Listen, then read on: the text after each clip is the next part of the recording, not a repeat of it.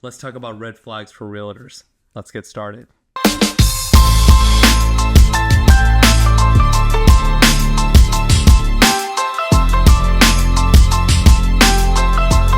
Okay, so you're thinking about interviewing some agents, and they start talking, and there's some things that are like, is that actually valuable?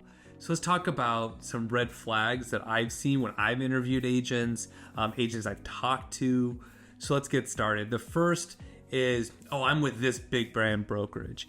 There's pros and cons to big brokerages versus small, but at the end of the day, it's about the individual agent.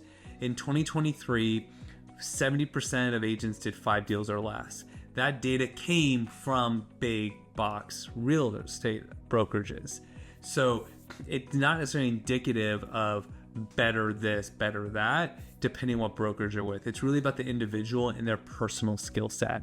So that's red flag number 1 if that's all they're toting. It's like all they're talking about is the brokerage and nothing else. Second, it's actually my biggest pet peeve, is I've been in the business for 30 years. Nobody cares. The number of years has no indication on the actual quality of work that you're going to do as an agent. Why? Because this is transaction based. So would you rather work with an agent who's been in business for 5 years but has done 50 deals, or an agent that's been in business for 30 years but only has done 30 deals? They've done 1 deal a year. That actually happens. I meet agents all the time who are telling me, I've been in business for so many years. Okay, but you don't do that much business. You don't really know what's going on in the market because it's easy to get your license. So if someone says, I've been in the business for X number of years and that's what they're holding their hat to, run away as fast as possible.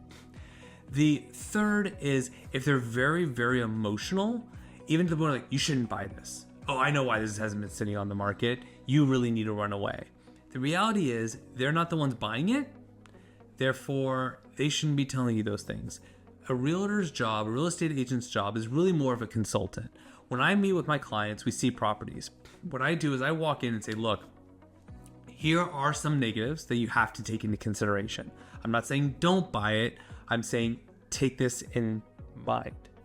The reason being is because I'm not the one making the payments. I'm not the one living there. If it works for the client, it works for the client. They just need to be aware. So later on, if they go to sell and they're like, Rick, why are we having all these problems selling? I'm like, well, because I told you so, right? I told you that these might be problems.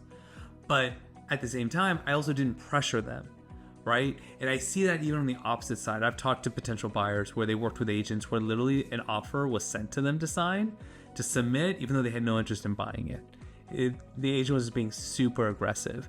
And it's very common. It's called commission breath, commission whore, someone who's really only caring about their personal bottom line, which, look, it's a business. I got to make money. It just is what it is. But on the flip side, I got to be able to look out for your best interest. And if it's not a home for you, then we move on. Like, it just is what it is. It's all about aligning expectations. So those are some of the red flags that I've seen with realtors. I'd love to get your thoughts. Go ahead and comment below, and I'll talk to you soon.